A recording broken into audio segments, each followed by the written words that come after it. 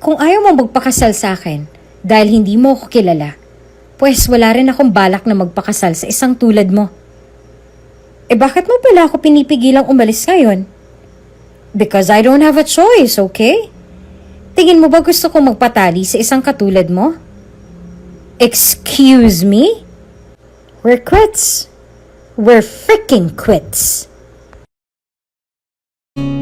Kung bago ka pa lang sa channel na ito, mga kwento ni Ate Jane, istorya mo, ikwento ko, huwag kalimutang pindutin ang notification bell at subscribe button.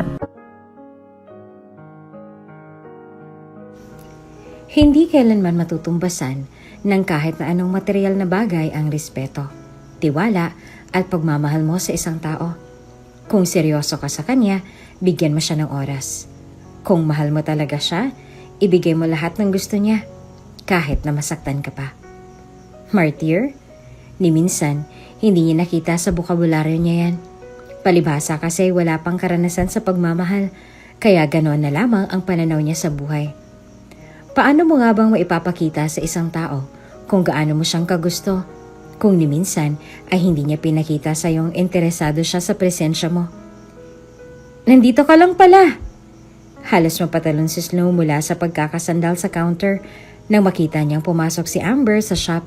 Bitbit ang malaking ngiting nakaukit sa labi niya.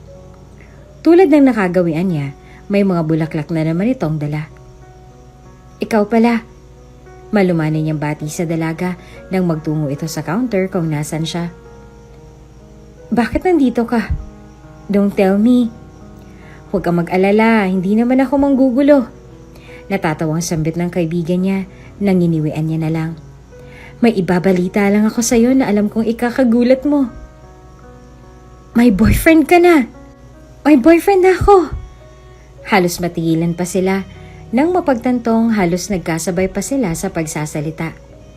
Walang ibang nagawa si Snow kung hindi ang ngumuso, kaya naman bahagya pang natawa si Amber. Paano ba yan, Snow? Pang-aasar pa ni Amber na ikinaismid niya na lang. Mukhang tatanda ka na talagang dalaga niyan. Wala namang taning ang buhay ko. At isa pa, hindi naman pangangarerang pagpapakasal. Aniya. Hindi naman ako nakikipagpaligsahan sa takbo ng buhay ko. Hindi rin ako interesado sa mga ganyang klase ng bagay. Sige sabi mo yan eh. Walang ibang nagawa si Amber kung hindi ang ngumiti ng nakakaloko sa kanya, kaya naman sa halip na pagtuunan nito ng pansin, ay nagdesisyon na lang siyang magpatuloy sa paglilista ng mga orders na natanggap nila kahapon. Nagmamay-ari si Snow ng isang maliit na pastry shop. Hindi ganoong kalaki ang kinikita niya, ngunit masasabi niyang sapat na ito upang mabuhay niya ang sarili. Magmula kasi nang umalis siya sa poder ng mga magulang niya, wala na siyang ibang inaasahan kung hindi ang sarili niya na lang. Minsan naman ay kinukumusta siya ng mga magulang, kaya ni minsan ay hindi naman siya nagtanim ng sama ng loob sa mga ito. Bakit nga ba kasi hindi ka pa mag-asawa, Snow? Kunutong usyoso ni Amber bago nito inilapag ang bouquet ng bulaklak na natanggap niya sa nobyo bago siya nagdesisyong pumasok sa counter at nagsuot ng apron. Siguro walang naniligaw sa'yo, no? Sa katunayan ay maganda naman si Snow. Medyo maputi ito at iyon ang dahilan kung bakit pinangalanan siyang Niebes ng mga magulang niya. Sa ibang bansa rin kasi ito lumaki at eksaktong umuulan ng niebe noon nang isinilang siya nito. May 2 taon nang nakalilipas simula nang muli silang bumalik ng mga magulang niya rito sa Pilipinas mula sa Florida. Kaya naman hindi niya rin maitatangging nagkaroon din siya ng culture shock nang dahil sa nangyari. Nang dahil sa narinig mula sa kaibigan ay wala na siyang ibang nagawa kung hindi ang ngumuso at magkibit ng balikat sa tanong nito. Ni hindi niya nga alam kung dapat niya nga bang sagutin ang suspetsya nito sa kanya. Gayong totoo naman talaga na wala namang manliligaw sa kanya ngayon. Sapat na bang dahilan na kakauwi niya lang ng Pilipinas at hindi siya interesado sa mga lalaki kaya wala pang naniligaw sa kanya hanggang ngayon? Sinasabi ko na nga be. Halakhak ni Amber na muli niyang ikinanguso. Tulad ng sinabi ko kanina, hindi naman ako nagmamadali sa mga ganyang klase ng bagay, Amber. Nakangiti at mapang-asar itong umiling na inismeran niya na lang. Hindi ako tanga, Snow. May prioritizing self-care ka pang nalalaman. Wala naman pala talagang naliligaw sa'yo. Nang dahil sa narinig ay bahagya pa siyang natigil sa pagsusulat na mas lalong ikinahagikik ni Amber. Alam kasi ng kaibigan niya kung paanong putulin ang PC ng dalaga. Kailan ko ba sinabing, "Welcome, ma'am"? Bati ni Amber nang bigla na lamang tumunog ang wind chime ng store nang pumasok ang ilang customer na mangunguha ng orders ng araw ring iyon. Nang dahil sa pagmamahal sa pagbibake, doon na nagdesisyon si Snow na magtayo ng pastry shop. Labag ito sa kalooban ng mga magulang niya. Kaya naman ni minsan ay hindi siya nakakuha ng suporta sa mga ito sa mga bagay na nagpapasaya sa kanya. Isa pa sa mga dahilan kung bakit dismayado sa kanya mga magulang niya ay ang hindi niya pagtanggap ng mga manliligaw magmula noon hanggang ngayon. Tila ba atat na atat ang mga ito na ikasal siya sa kung sino mang lalaking mapusuan nila para sa dalaga. Nakakapikon sa totoo lang. Kailan ka ba kasi mag-aasawa, Snow? Muling tanong ng nanay niya nang binisita niya ito sa bahay nila. Kasalo niya ang mga ito ngayon sa hapunan tulad ng request ng daddy niya. Ilang taon ka na rin naman. Alam mo namang ikaw lang ang anak naming dalawa ng daddy mo. Excited na rin naman kaming magkaroon ng apo sa'yo, iha. Tama ang mami mo, anak. Sabat ng daddy niya na ikinanguso niya lang. Paano kung hindi pa namin maabutan ang apo namin sa'yo niyan? Maiksi lang ang buhay, iha. Daddy, wag nga po kayong magsalita ng ganyan. Lalo niyo akong pinipressure eh. Pakiusap niya sa ama na ikinabuntong hininga lang nito. Mag-aasawa ko, ma'am, dad. Pero hindi pa sa ngayon. Siyempre po kailangan ko munang piliin ang lalaking alam kong hindi ako iiwan sa dulo. At hanggang kailan kami maghihintay ng daddy mo kung ganon? Taas kilay na tanong ng nanay niya na ikinabuntong hininga niya na lang. Heto na naman tayo sa mga kataga niya. Anong plano mo? Suyurin ang buong mundo, mahanap lang lalaking tinutukoy mo. Hindi naman sa ganun, ma. Aniya na ikinabuntong hininga na lang ng ginang. Ang akin lang, hindi pa ako handang magnobyo sa ngayon. Marami pa po akong priority sa buhay. Nang dahil sa narinig mula sa dalaga ay walang ibang nagawa ang dalawa kung hindi ang mapatitig sa isa't isa.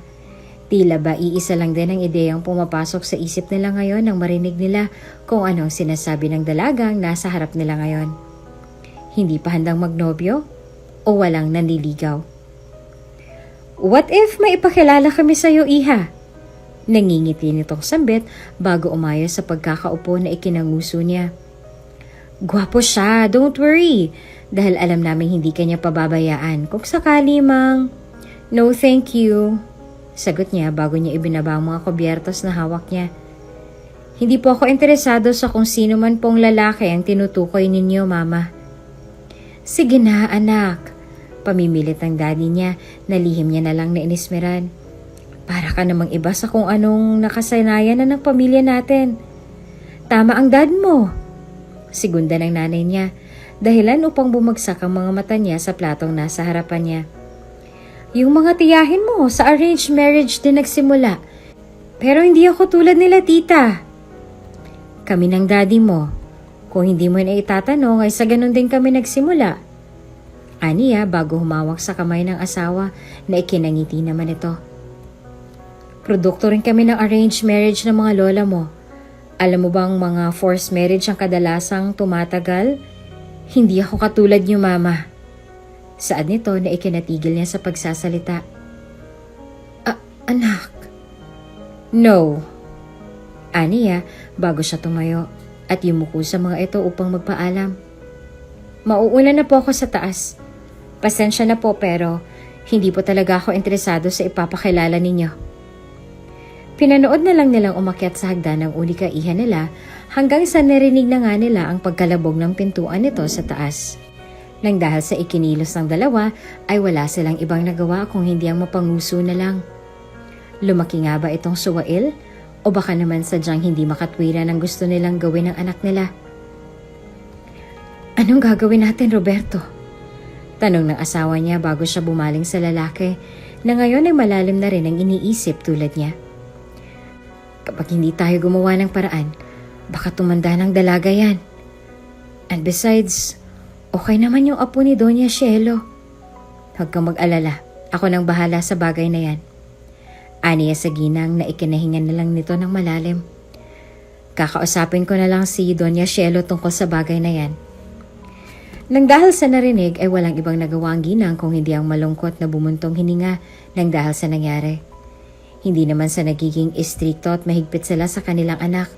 Sadyang mahal lang talaga nito at ayaw nilang makita ang dalaga na purong trabaho na lang ang ginagawa sa halip na lumugar sa tahimik. Tingin mo, saan ba bagay ito, Nieves? Tanong ni Amber bago niya ipinakita sa dalaga ang mga dekorasyon na kinuha niya mula sa kahon. Dito o doon? Please don't call me Nieves. Pakiusap ni Snow bago siya tumuro sa kabilang bahagi ng shop.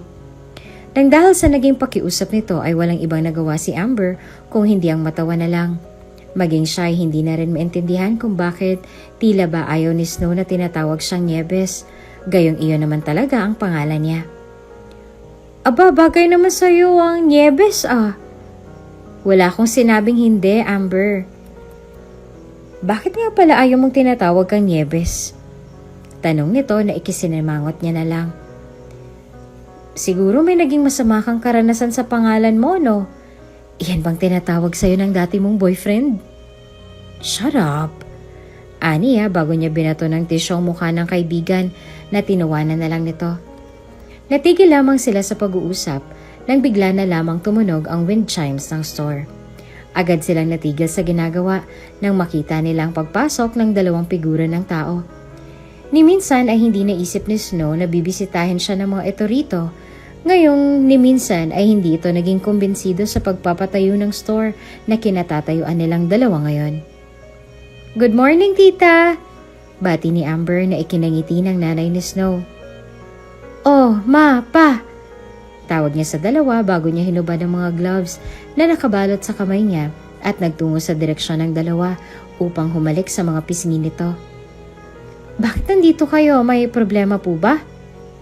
Palaisipan para kay Snow ang mga presensya nito ngayon, lalo na't ito pa ang kauna-unahang pagkakataon na bumisita ang mga ito sa store na pagmamay-ari niya.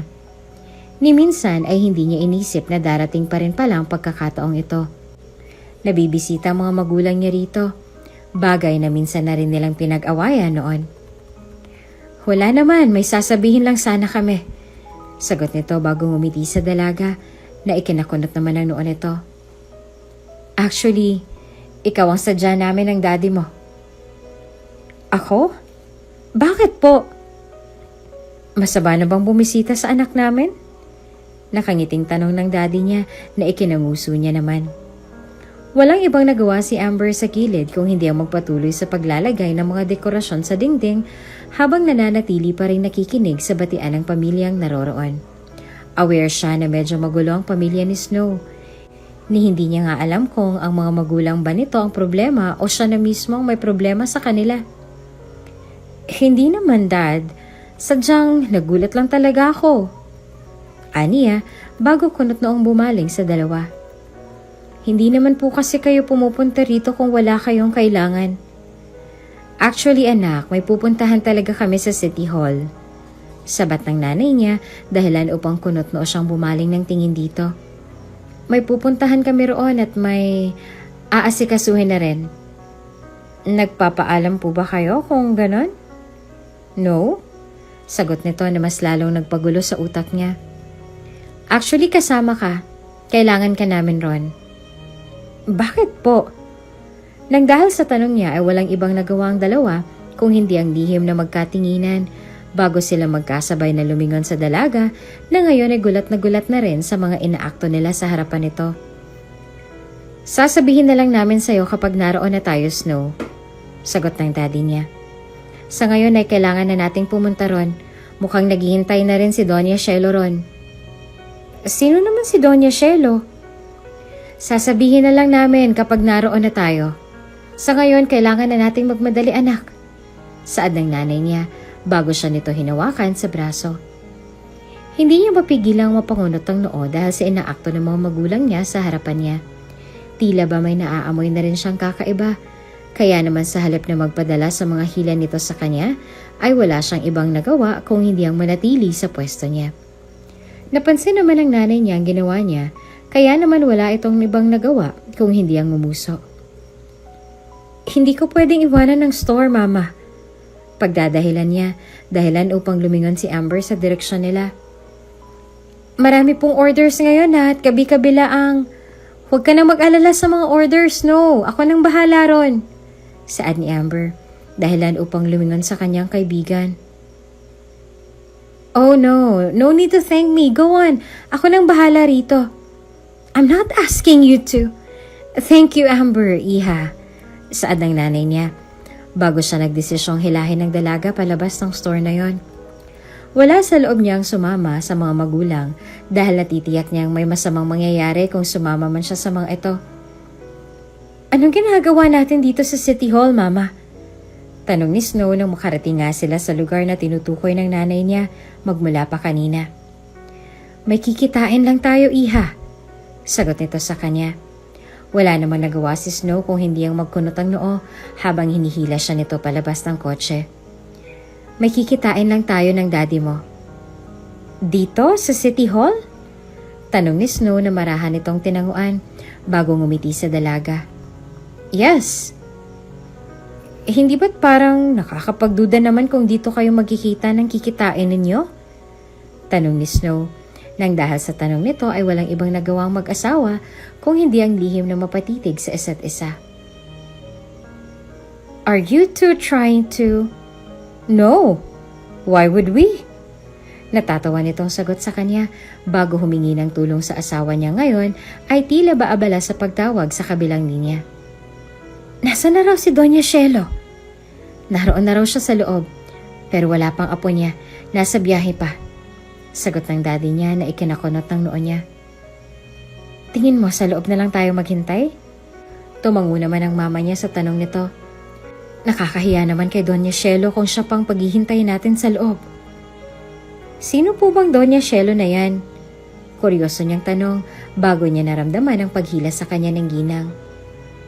Mama, sasabihin ko sa'yo mamaya.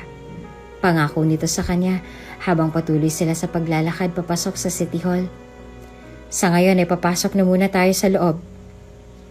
May mga sumalubong sa kanilang empleyado at nang binanggit nila ang pangalan ng donyang tinutukoy nila magmula pa kanina, hindi na nagdalawang isip ang mga ito na samahan sila sa isa sa mga pribadong kwarto na naroroon. Sa bungad ay nakita nilang isang matanda na naghihintay sa labas ng kwartong yon. Lumiwanag ang mukha ng matanda nang makita niya ang mga magulang niya bago siyang nagbaba ng tingin sa dalaga na ngayon ay animong nahihiwagaan pa rin sa katauhan ng matandang sumalubong sa kanila. Doña Shelo! Pati ng mga magulang niya bago ito humalik sa pisngi ng matandang babae. It's nice to see you again. Parang kailan lang ay. Huwag mo nang ipaalala sa akin ang edad ko, iho. Biro nito sa daddy niya bago lumingon sa dalaga na ngayon ay walang ibang nagawa kung hindi ang kunot noong lumingon sa kanya. Ito na ba si Nieves? Lumapit ito sa kanya at agad na nahulog ang panga niya nang sandaling yakapin siya ng matanda. Nagagalak akong makita ka sa personal, iha. Nagagalak din ba siya? Ito pala ang kauna-unahang pagkakataon na makita niyang matanda, kaya naman hindi niya tuloy magawang sagutin ang sinabi nito. Required nga ba siyang sumagot? Gayong hindi niya naman kilala ang katauhan ng matandang nasa harap niya. Sino nga ba ito? Where is he, Doña Shelo?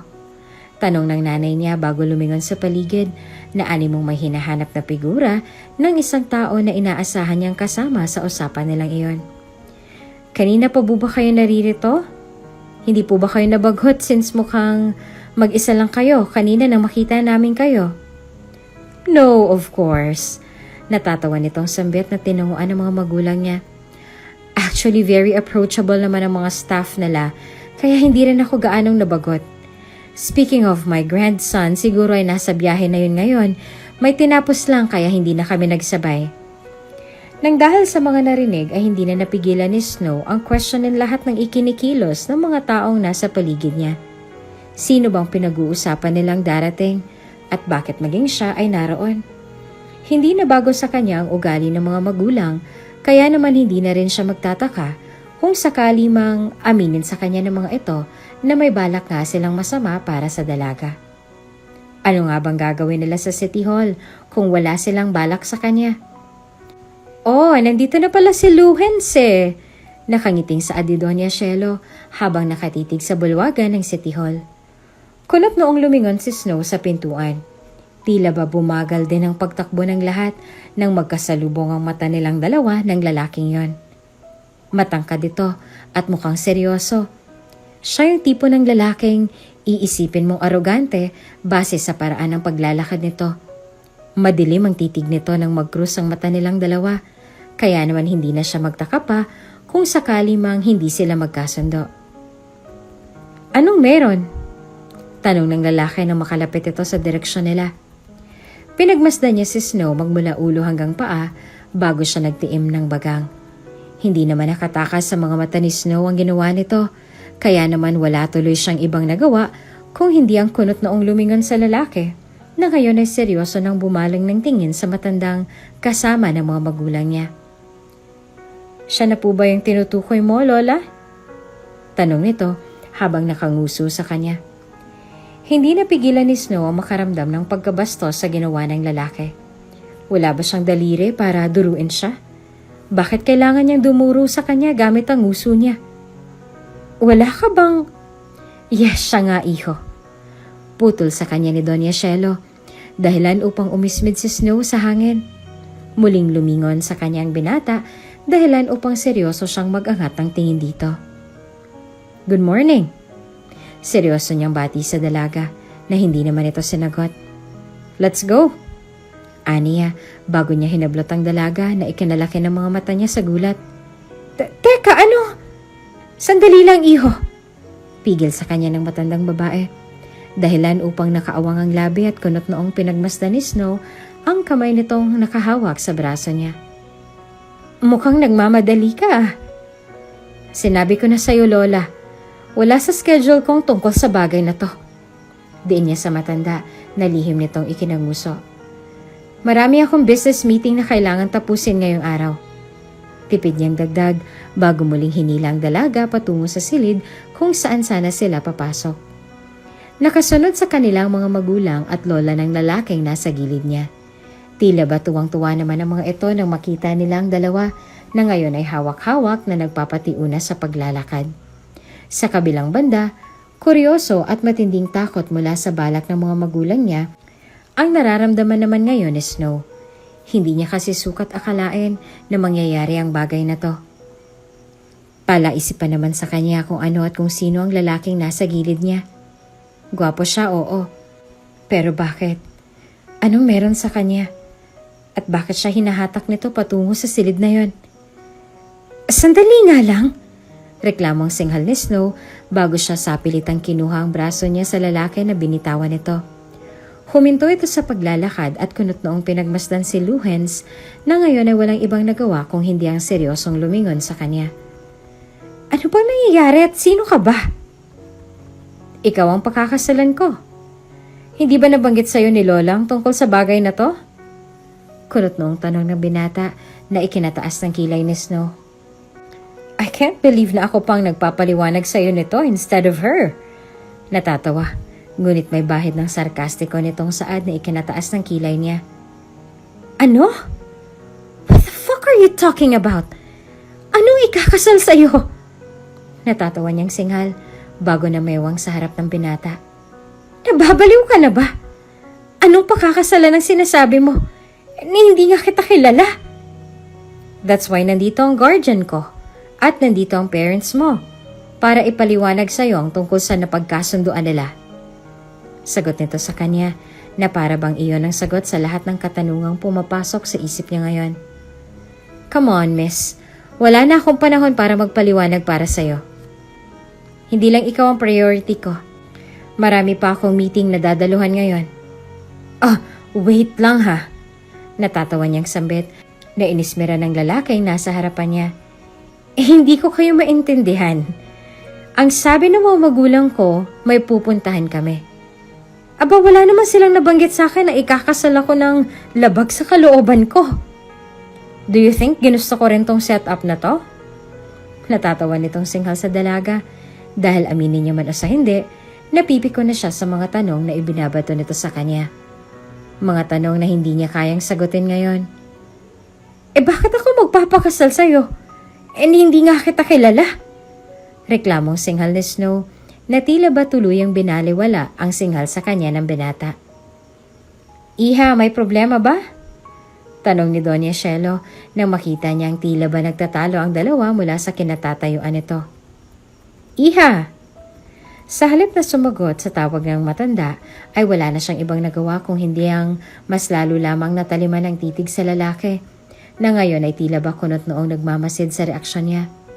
Tama naman siya, hindi ba? Bakit siya magpapakasal sa lalaking hindi niya kilala? Ano siya? Boba? Hindi ako magpapakasal sa'yo. Tapos na ang usapan nating dalawa. Aniya, bago siya nagdesisyong talikuran ng lalaki. Agad din siya nitong binalik sa harapan niya na mas lalo niyang ikinakunot ang noo. Ang sabi ko, magpapakasal ka sa akin sa ayaw at sa gusto mo. Saad nito na ikinangisi niya bago siya suminghal at hindi makapaniwalang tumitig sa binata. Tingin mo ba ikaw lang naiipit sa sitwasyong to? Tingin mo ba ginusto ko ang planong ito ng lola ko? Tulad mo, napipilitan lang din ako. Kung ayaw mong magpakasal sa akin dahil sa hindi mo ako kilala, pues wala rin akong balak na magpakasal sa isang tulad mo. Bakit mo pala ako pinipigilang umalis ngayon? Because I don't have a choice, okay? Singhal nito na ikanaara ko ng mga kilay niya. Tulad mo, napipilitan lang ako. Tingin mo ba gusto ko magpatali sa isang katulad mo? Excuse me? We're quits. We're fucking quits. Saad nito, bago siya nagdesisyong bitawan ng braso ng dalaga na ikinasama naman ang mukha nito. Kung kaya mong saktan ng mga magulang mo, pues ako, hindi ko magagawa sa lola ko yon. I'm doing this for her fucking sake. Even so, bakit?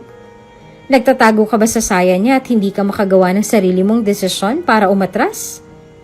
Tanong niya, bago siya humalukip-kip sa harap ng binatang ngayon ay namumula na rin ang dahil sa iritasyon.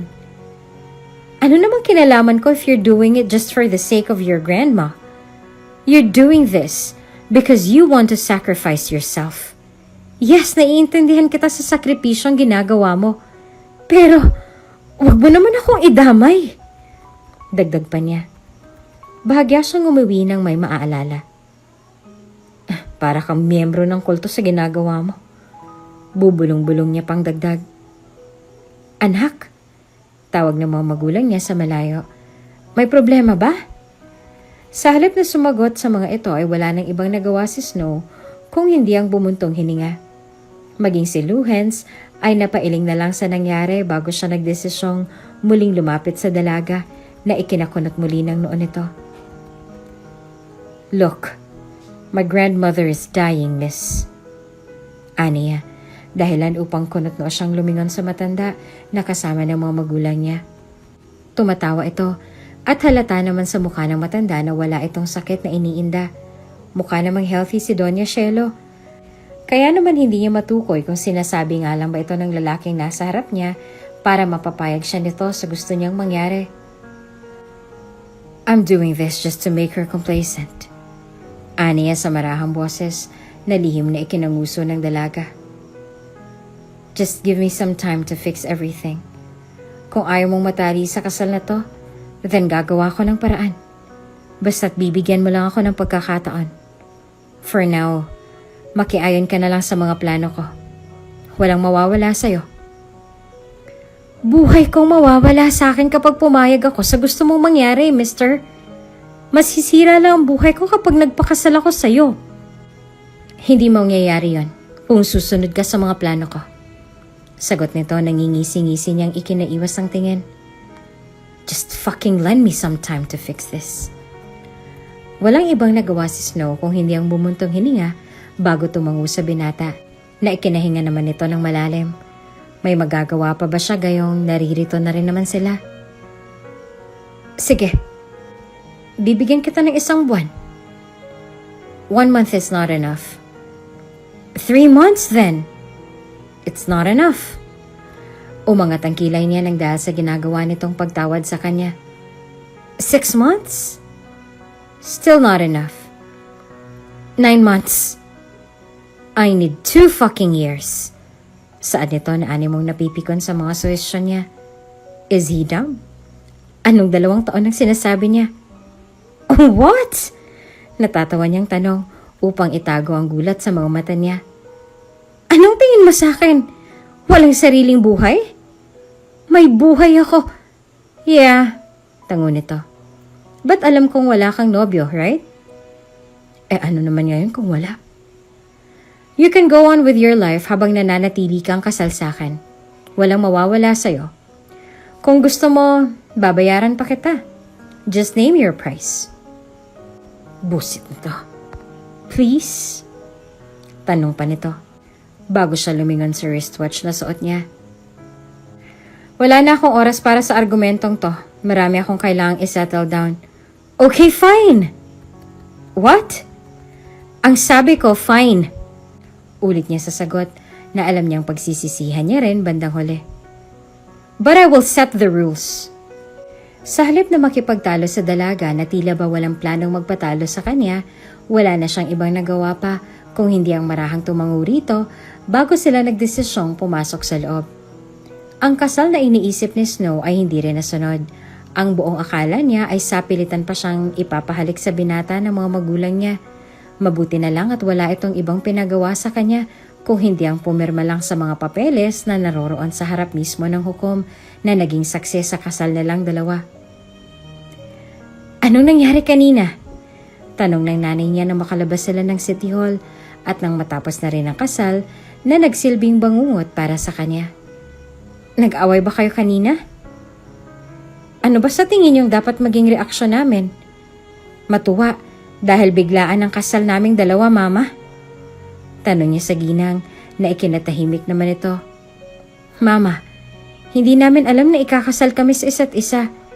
Hindi nga namin kilalang isa't isa pagkatapos ay magugulat na lang kami na ikakasal na kami nang hindi man lang namin namamalayan. Kahit sino naman ay magugulat sa nangyari, Ma. I'm sorry. Sagot nito. Sa halip na sumagot ay wala siyang ibang nagawa kung hindi ang sumimangot bago siya nagdesisyong lumabas ng City Hall. Tila ba mas lalo lamang siyang nakaramdam ng galit para sa mga magulang nang dahil sa ginawa nito sa kanya. Ni hindi niya nga alam kung paanong pakikisamahan ng mga ito pagkatapos ng ginawa nito sa kanya kanina. Miss Nieves! Tawag sa kanya ng binatang pinakasalan niya. Wala siyang ibang nagawa kung hindi ang lihim na pamura sa isip bago siya nagdesisyong huminto sa paglalakad at humarap sa lalaki ngayon ay kalalapit lang sa direksyon niya. Kung may kinalaman to sa... No? Putol ni Lohen sa kanya bago nito kinuha ang kamay niya at ibinigay sa kanya ang susi ng bahay na gagamitin niya habang kasal silang dalawa. Take this. Anong gagawin ko rito? Kainin mo kung gusto mo. Sagot nito na ikinataas niya lang ng kilay. May bahay kami sa Northernland. Use that key para ma-access mong bahay. Ipinahanda na rin ni Lola ang bahay na yon para sa pag-uwi mo ron. Ako nang bahalang mag-ayos ng mga documents at gamit na dadalhin mo kapag lumipat ka. For the meantime, use my cards. There's no fucking way na mananatili ako sa isang bahay kasama mo, mister. Wala kang choice but to stay there. Don't worry, dahil hindi naman tayo magsasama sa iisang bubong. Sagot nito sa kanya, dahilan upang taas na siyang humalukip-kip sa harap nito. May penthouse ako near the city. Ang bihira lang ako umuwi roon. Lalo na kung naroon ka na. Kaya hindi mo kailangang problema pa kung sakaling mag-cruise man ang landas nating dalawa sa bahay na yon. Walang ibang nagawa si Snow kung hindi ang tumango na lang bago siya nagbaba ng tingin sa keyholder na ibinigay sa kanya ng lalaking nasa harap niya. Kulay ginto ang kulay ng susing iyon at gawa naman sa leather ang taling humahawak sa mga susing ibinigay sa kanya ng binata. I'm pretty sure na kaya mo namang alagaan ang sarili mo, hindi ba? Tanong nito. Or do you want me to send some bodyguards and maids sa bahay na yon? No, I can take care of myself. Aniya na marahan namang tinanguan ng binata. Mauna na ako. Paalam niya pa. Pinagmasdan ni Luhens ang dalagang maglakad palayo sa parking lot hanggang sa tuluyan na nga itong makaalis.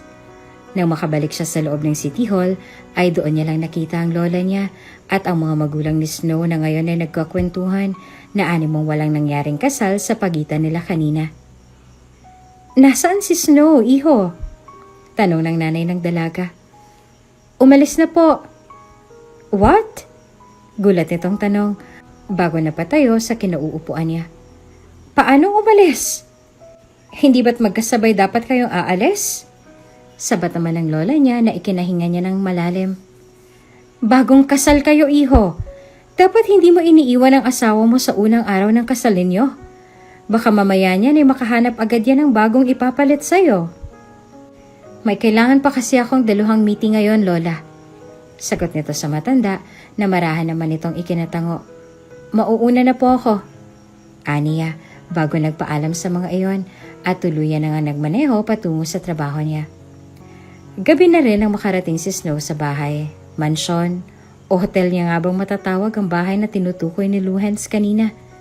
Magarbong pagkakagawa ng bahay, gawa sa matibay na salamin ng kalahati ng exterior nito at talaga nga namang nakakabighani ang pagkakagawa nito. Nakatayo ang bahay sa di kalayuan sa dalampasigang naroroon. Kung hindi nga lang sinabi sa kanya ni Luhens na bahay nila yon, ay aakalain niya na resort ang mansyong yon. Pagpasok niya sa loob ay ang switch agad ng bahay ang hinanap at binuksan niya. Pagkalabit niya rito ay siya namang pagbukas at pag-ilaw ng buong bahay. Umilaw ang chandelier sa taas na ikinanguso niya. May chandelier sila sa bahay ngunit hindi ito kasing ingrande ng chandelier na naririto. Pinagpasta niya ang mga buwebles na nadaanan niya bago siya nagdesisyong maghanap ng kwartong gagamitin niya. Pwede na siguro to. Aniya nang mahanap niya ang guest room na katabi lang ng kwarto ni Luhens sa mansyong yon.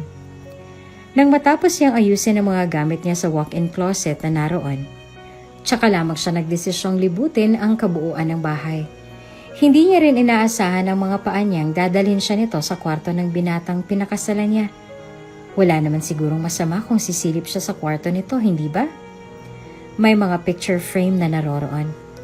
Agad niyang naramdaman ang pag-arko ng kilay niya at paghaba naman ng nguso nito, nagmakita niyang picture frame na nasa bedside table ng binata.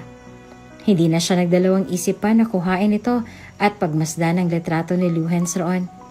Sa picture ay masaya niyang inaakbayan ng babaeng nasa gilid niya. Sino naman to? Bulong ni Snow sa sarili bago nagdesisyong ibalik ang picture nilang dalawa ng babaeng yon sa bedside table niya. Sa halip na manatili pa sa lugar na yon, ay nagdesisyon na lang siyang umalis at lumabas sa kwarto. Hindi dapat siya naroroon, kaya naman hindi na siya nagdalawang isip pa na umalis doon. Baka nga may in-install pang camera yon sa kwarto niya at pasikreto siya nitong pinapanood na halugugin lahat ng gamit niya. Ay, kapagod. Aniya sa sarili. Pabagsak niyang hinagis ang sarili niya sa sofa na naroon sa living room. Magandang bahay para sa kanya at wala rin siyang malait sa mga mamahaling muebles na naroon sa bahay ni Luhens. Lahat halos ng mga bagay na nakita niya roon ay nasisigurado niyang nagkakahalaga ng milyon kahit na hindi sabihin sa kanya ng binata. Wala siyang ideya sa katauhan ng lalaking pinakasalan niya. Sa totoo nga lang ay nagtataka na siya sa kung ano man ang buhay na meron nito. Paano nila na-afford na magkaroon ng ganitong klase ng bahay at lupain? Dahil ba ito sa pagiging masipag ni Doña Shelo noon? O baka naman talagang nanggaling si Luhens sa mayamang pamilya? Kung gold digger lang ako, baka kanina pa naglaway itong bibig ko sa mga nakikita ko. Nguso niya sa sarili bago siya nagdesisyong umalis sa pagkakaupo at nagtungo ito sa kusina. Pagdating sa kusina ay agad na umarko ang kilay niya nang makita niyang kompleto ang mga gamit na naroroon. May mga prutas, karne, gatas at tinapay. Halos lahat ng mga pagkain bihira niya lang na makita sa Pilipinas ay naroroon. Mukhang imported din ang mga berries na nakita niyang nakalagay sa bowl sa gitna ng mesa. Kaya naman hindi niya napigilang makaramdam ng pagkainggit. Mukha namang mayaman ang pamilya ni Luhens. Kung mayaman sila, bakit siyang napili ni Doña Shelo na ipakasal sa apo niya? Matindi siguro ang topak ng matandang yun kaya siyang napili nito.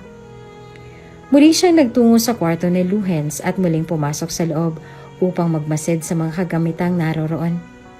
Medyo makapal ang kurtina sa bintana ng kwarto niya, kaya naman medyo madilim.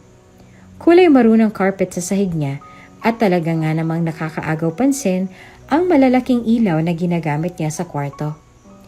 Ilang segundo niya pang pinagmasdan ang kabuuan bago muling tumitig sa walk-in closet na naroroon. Hindi na rin kasi nagtaka pa na makita niyang naroon halos ng mamahaling relos na kinokolekta ni Luhens. Naroon din sa walk-in closet ang mga suit na ginagamit niya sa trabaho. Ang ilan doon ay animong bago pa at hindi pa nasusuot. Kaya naman hindi niya naiwasang mapanguso na lang. Ang hilig niyang magtapon ng pera. Palibhasa kasi mayaman. Aniya bago siya nagdesisyong lumabas. Isa sa mga bagay kung bakit nagdesisyon siyang pumayag na manirahan sa lugar na ito ay dahil medyo malapit ito sa pastry shop na pagmamay-ari niya. Hindi niya maitatangging makakatulong sa kanya na magtipid sa gas kung dito siya tutuloy. Hindi tulad sa apartment niyang tila ba hihingalin pa muna ang kotseng ginagamit mo bago ka pa man makarating sa trabaho mo. Ilang oras lang ang hinintay niya ay nakarinig na siya ng tawag mula sa labas. Rinig niyang busina ng truck na nagdala ng mga maleta niya sa bahay na yon, kaya naman hindi niya napigilan pang sariling tumakbo patungo sa pinto upang salubungin ang mga lalaking tumulong sa kanya na buhatin lahat ng gamit na ipinadala ni Luhens sa kanya na galing din sa dati niyang apartment. "Pasay na lang po nito, ma'am," saad ng lalaki bago niya ipinakita sa dalaga ang form na kailangan niyang pirmahan. Mabilis na pinirmahan iyon ni Snow bago niya nakatingin inihatid ang mga lalaki patungo sa sasakyan nito. Nang makaalis na ang mga iyon, tsaka lang siya nagdesisyong bumalik sa mansyon upang ayusin lahat ng gamit niyang ipinadala sa kanya. Nang matapos sa pag-aayos ay wala siyang ibang nagawa kung hindi ang mag-inat at humikab nang dahil sa labis na pagod. Nang dahil sa ginawa niyang pagkilos, doon niya lang nakita ang mga CCTV na naka-install sa living room. Agad siyang nakaramdam ng hiya nang dahil sa nangyari, bago siya nagdesisyong umismid na lang at nagpatuloy sa paglalakad pabalik sa kwartong napili niya. Bago pa man siya humiga sa kama at matulog, ay masuri niya pa munang pinagmasdan ng paligid at nang mapagtantong walang kamerang naka-install sa kwartong iyon, tsaka lamang siyang nagdesisyong humiga at magpahinga ng gabing yon. "Seryoso ka ha?" Nagulat na tanong ni Amber nang ibinalita nitong nangyari sa kanila kahapon. "Kasal ka na?" Tila ba hindi makapaniwala ang kaibigan sa mga balitang sinasabi niya. Kaya naman wala pa siyang ibang nagawa kung hindi ang umismid dito bago nagpatuloy sa paglalagay ng mga tinapay sa glass container na naroroon. Kakatapos lang nilang mag-bake, kaya naman may bakante pa silang oras para magkwentuhan kung anumang nangyayari sa pagitan nilang dalawa ni Luhens kahapon. "Bakit parang nung isang araw lang ay binibiro pa kita na kesyo single ka habang buhay ka ng magiging matandang dalaga?" Dagdag pa nito bago humalukip-kip sa pagkakatayo sa gilid niya. "Ikaw pala tong mauunang magpakasal sa ating dalawa ngayon." "Gulat ka?" Tanong niya na hindi naman sinagot ni Amber. "Kung nagulat ka, mas nagulat ako. Hindi ko talaga alam na ipinagkasundo na pala kami ng mga magulang namin. Maging yung lalaking yun nga ay nagulat din at hindi niya ginusto yung ginawa sa amin ng mga magulang namin." "Weh, tingin mo maniniwala ako sa'yo, Snow?" Natatawa nitong tanong na inismiran niya na lang. "Ikaw na rin mismo ang nagsabi na ipinagkasundo kayong dalawa. Lalaki siya, Snow. Tingin mo ba, papayag yun ang ganun-ganun na lang nang wala siyang ibang nagagawa para iligtas ang sarili niya? Nagkasundo kaming dalawa na bibigyan ka siya ng 2 taon para ayusin ang lahat." Sagot niya bago niya naalala ang sinabi nito sa kanya kahapon. Mamamatay na raw ang lola niya at gusto niyang makita yung apo niya na maikasal bago siya mamatay. Pero sa tingin ko, palusot niya lang lahat ng yun. Nang dahil sa narinig, ay mabilis na umangat ang kilay ni Amber nang dahil sa sinabi niya. Paano mo nasabing palusot lang, Snow? Kuryoso nitong tanong na ikinanguso niya bago siya sumagot sa tanong ng kaibigan. Mukhang okay pa naman ang lola niya kahapon. Nang dahil sa narinig na sinabi ng dalaga, ay wala nang ibang nagawa si Amber kung hindi ang natawa. Alam ni Snow na matatawa ang kaibigan sa sinabi niya, kaya naman hindi na siya nagtaka ng sandaling bumulalas ito ng tawa sa sinabi niya. Hindi siya nagsisinungaling, malakas pang matanda na nakilala niya kahapon. Kaya naman pala isipan para sa kanya kung bakit niya nga ba iyon nasabi sa kanya. Sinabi lang ba ni Luhens ang dahilan na yon upang hindi na siya mangwestiyon sa pagpapakasal niya rito? Tingin mo ba nasa teleserye kayong dalawa? Pang-aasar nito na inismiran niya na lang bago siya nagdesisyong magsalansa ng mga cupcakes na naroroon. Wala kayo sa Korean drama para pagsinungalingan ka niya, Snow. Isa lang ang ibig sabihin yan. It's either may gusto sa'yo ang lalaking yon kaya siya pumayag, or baka naman he's trying to use you for his own good. Ganun naman talagang mga lalaki. Makahulugan niya pang dagdag. Malay mo, lihim ka palang pinasusundan nung una pa lang. Imposible yun. Aniya, dahilan upang bumaling si Amber sa kanya na nakakunot ang noong kuryoso sa sinabi niya. Ikaw na rin mismong nagsabi kanina na wala tayo sa Korean drama. Anong tawag mo sa mga sinasabi mo sa akin ngayon, Amber? Hayaan mo na. Delusion na lang talaga ako. Natatawa nitong biro. Dahilan upang iiling-iling na lang silang nagpatuloy sa trabaho habang patuloy lang rin sa kwentuhan sa buhay na meron silang dalawa. Paminsan-minsan ay bumibisita rin naman ang mga magulang niya sa store upang kamustahin siya at ang kaibigan niyang si Amber. Gusto niya nga magulat dahil ni minsan ay hindi man lang nagdesisyon ng mga ito na magbukas ng usapan tungkol sa kanilang dalawa ni Luhens. Wala lang ba talaga silang pakialam? O baka naman hinihintay lang nila na ang mismo ang dalagang magbukas ng usapan tungkol sa kanilang dalawa ni Luhens. Kamusta na nga pala kayo ng asawa mo, Iha? Tanong ng daddy niya nang makahanap ito ng tiempo. May 1 buwan na rin na nakalilipas simula nung ikinasal kayong dalawa. Hindi ko alam, Dad. Sagot niya. Paano hindi mo alam, Iha?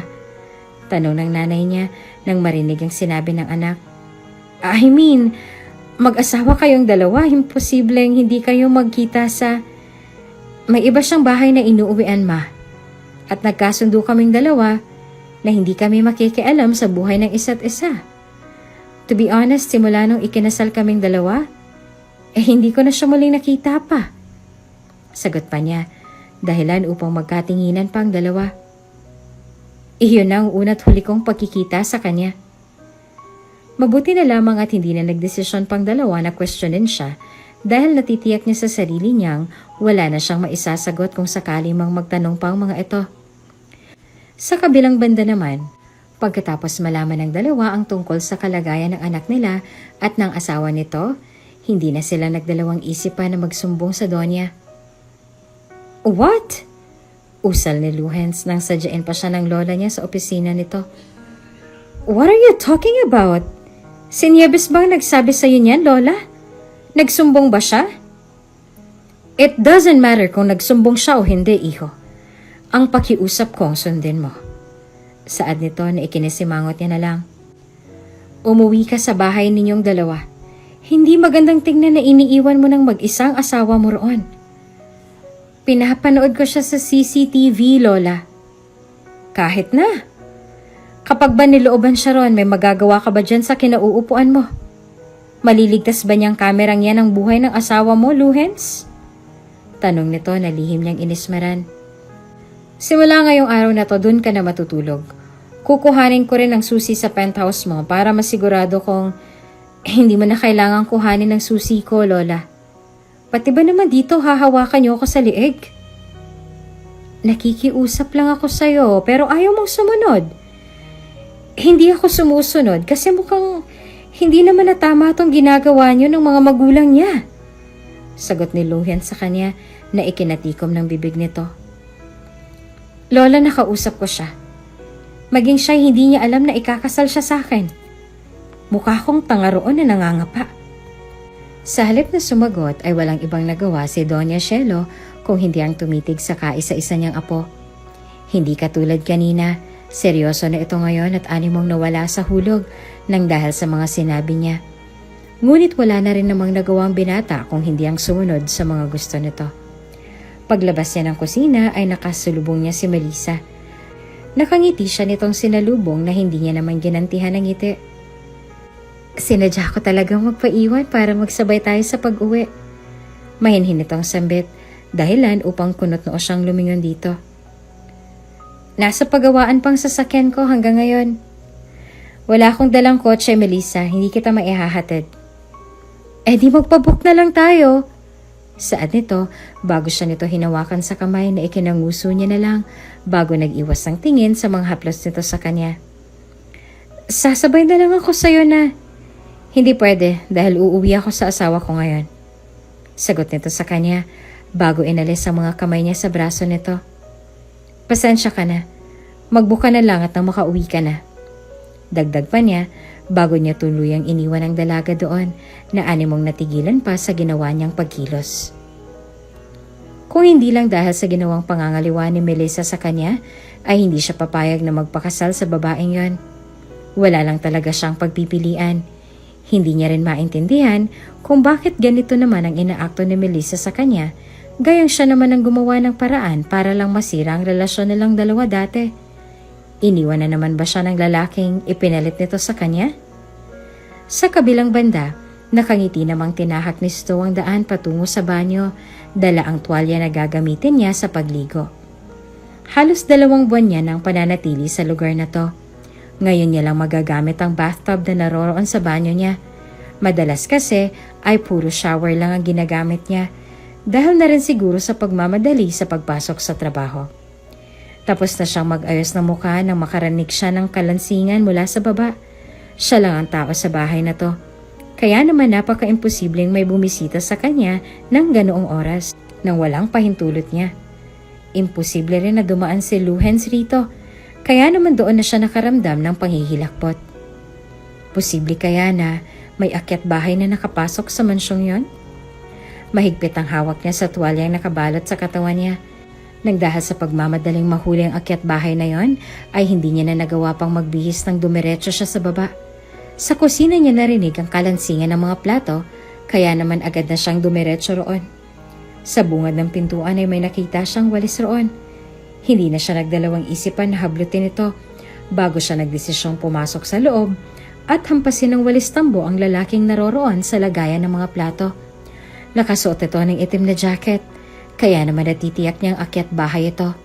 Medyo matangkad ito at bagyang nakatalikod sa gawin niya, kaya naman hindi na siya nagdalawang isipan na pukpukin ito sa ulo upang mapaalis. Kitang-kita naman niya ang pag-arko ng likod nito nang dahil sa palong hindi niya inaasahan. Kaya naman mas lalo lamang ginanahan si Snow na lumpuhin ang kawawang lalaki. Sino ka? Sigaw niya habang patuloy sa paghampas sa kawawang lalaki. Umalis ka rito! Pagnanakaw! What the fuck are you doing? Singhal sa kanya ng lalaki bago bumaling sa kanya. Agad naman nananigas si Snow sa kinatatayuan niya nang makita niya si Luhens na ngayon ay animong napupuno na nang dahil sa ginawa niyang paulit-ulit na paghampas dito kanina. Kinuha ni Luhens mula sa kamay ni Snow ang walis na hawak nito at agad na binato sa malayo. Tila ba nag-iingat na hindi ulit matrigger ang dalaga na hampasin muli ang ulo niya. Hindi ba ako welcome sa sarili kong bahay? Singhal nito bago siya muling tanalikuran at kumuha ng plato sa lalagyan na ikinanguso niya. Kasalanan niya ba yon gayong hindi naman siya nagsabi na bibisita siya rito? Ni wala siyang kaalam-alam. Bakit kasi hindi ka tumawag sa landline mo para magsabi na uuwi ka? Singhal niya, dahilan upang kunot noong muling lumingon sa kanyang binata. At bakit nga ba kasi nandito ka ng ganitong oras? Tanga ka rin no? Please lang, pagod ako ngayon. Sagot nito sa kanya na ikinaangat ng kilay niya. Huwag ka na munang makipag-away ngayon. Ayoko makipagtalo sa'yo. Dagdag pa niya, bago siya umalis roon at nagtungo sa dining table upang ayusin lahat ng pagkaing binili niya kanina. Walang ibang nagawa si Snow kung hindi ang mapanguso bago muling sinundan ng binata upang magtanong. Anong ginagawa mo rito? Please lang, sinusubukan kong kumain ng tahimik. Nang dahil sa sinagot ng binata, ay wala nang ibang nagawa si Snow kung hindi ang matawa na lang. Hindi siya kinibo ni Luhens, kaya naman mas lalo lang siyang napikon. Ni hindi man lang siya nito tinapunan ng tingin dahil naging abala na ito sa pagsasalansa ng mga pagkaing in-order niya kanina. Tinatanong lang kita, Luhens. Saad nito na ikinatiim ng bagang ng binatang nakatayo sa silid niya. Wala naman sigurong masama kung magtatanong ako sa'yo, hindi ba? Anong ginagawa mo rito? Uuwi. Bawal ba? Tanong niya bago lumingon sa dalaga. Nang bumaba ang tingin niya sa katawan nitong natatakpan lang ng tuwalya, ay agad na namula ang mukha niya. At pwede bang magsuot ka naman ng disenteng damit kapag nandito ka sa bahay ko? Alam mo na ngang may kamerang naka-install sa bawat sulok ng bahay. Magsusuot ka pa ng ganyan. Anong mali sa suot ko? Kakatapos ko lang maligo nung dumating ka. Singhal ni Snow na inismeran niya. Kasalanan ko bang biglaan yung pagsulpot mo rito? At isa pa, bakit? Pinapanood mo ba ako sa CCTV? Ano sa tingin mo?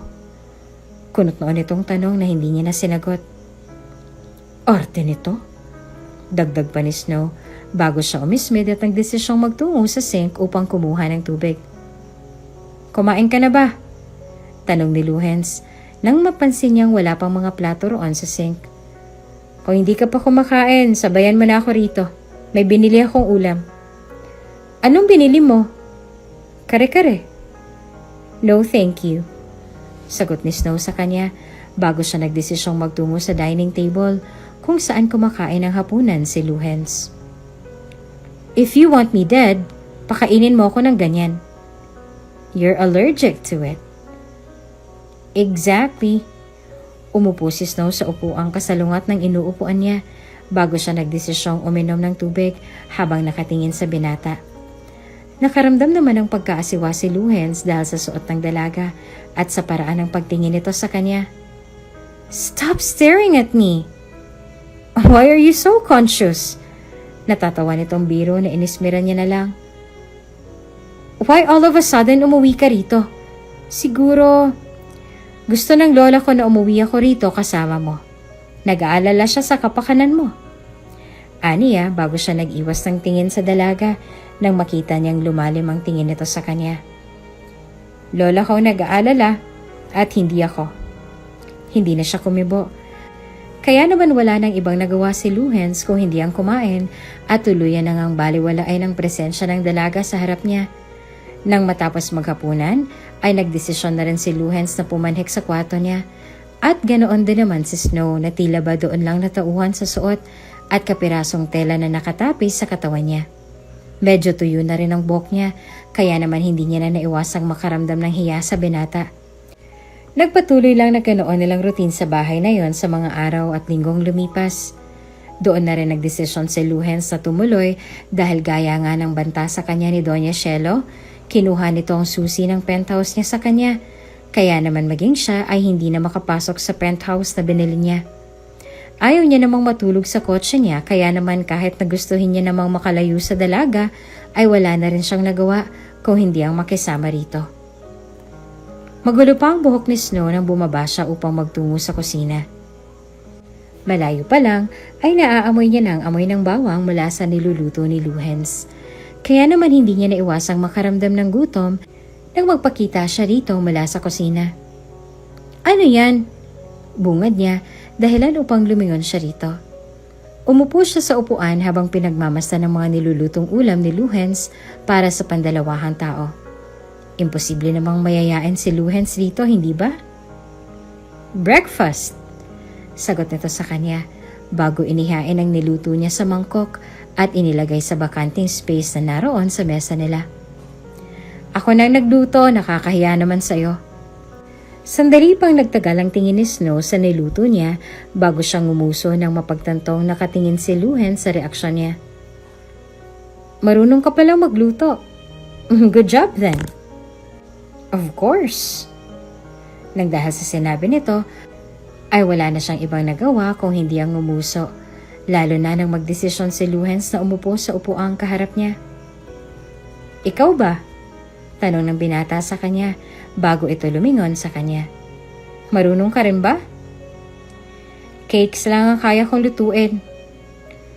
So, kung hindi pala ako nagluto ng breakfast ngayon, puro tinapay na lang ang kakainin mo rito sa bahay na to?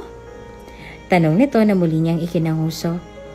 Para bang sinasabi nito na ang bobo niya dahil hindi siya marunong magluto ng pagkain niya.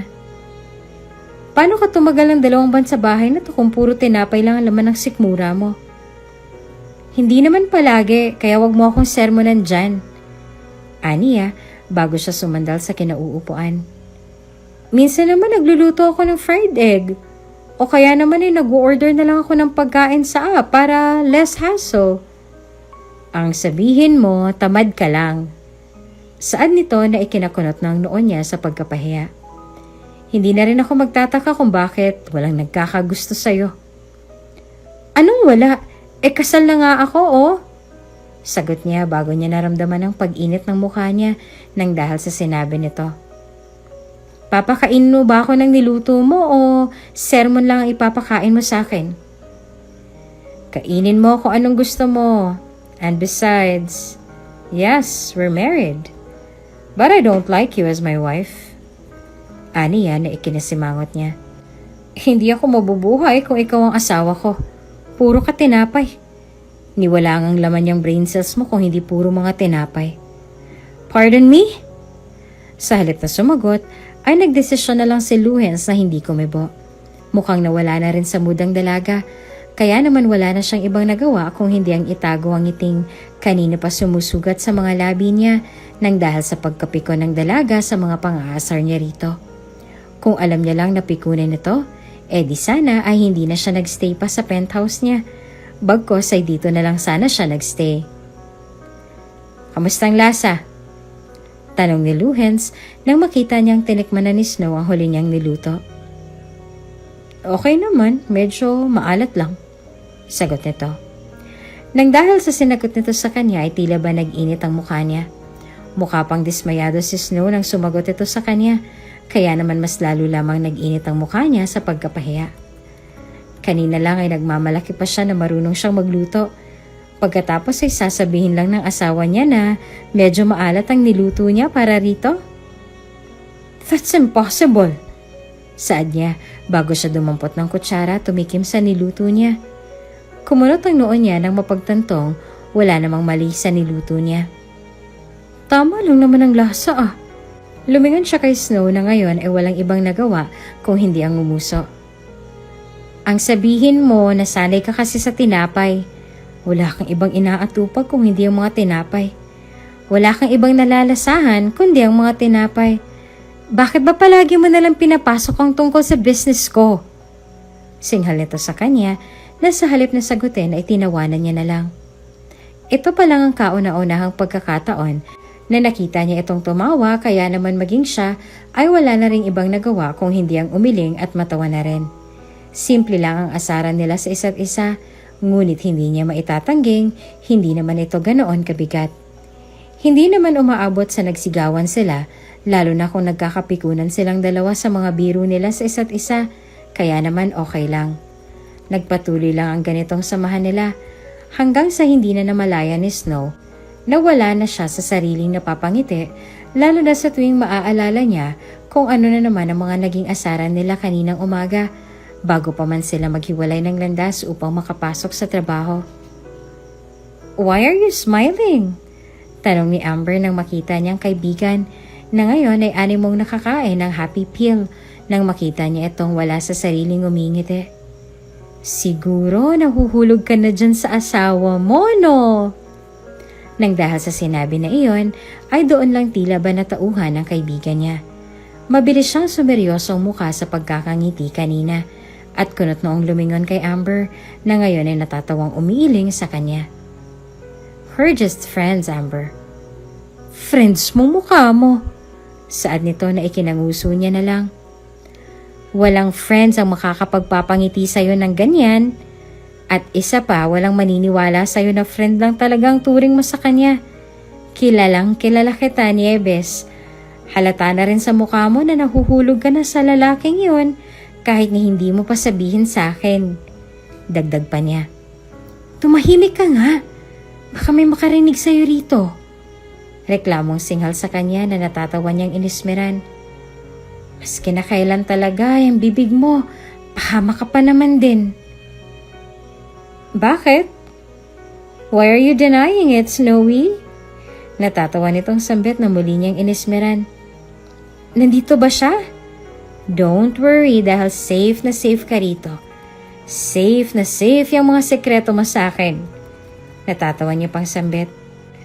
Umalis at tuluyan na siyang iniwan ni Amber sa counter. Kaya naman wala na siyang ibang nagawa kung hindi ang mapaisip pa sa mga sinabi nito.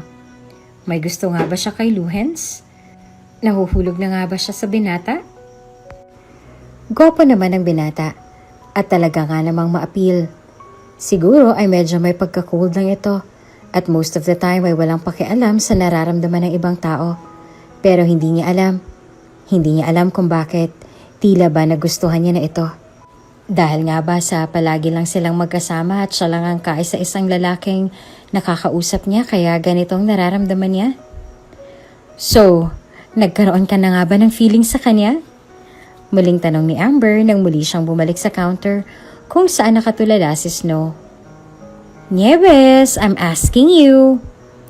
He's not my type, Amber. Aray ko! Reklamo niya ng sandaling kurutin ng kaibigan ng tagiliran niya.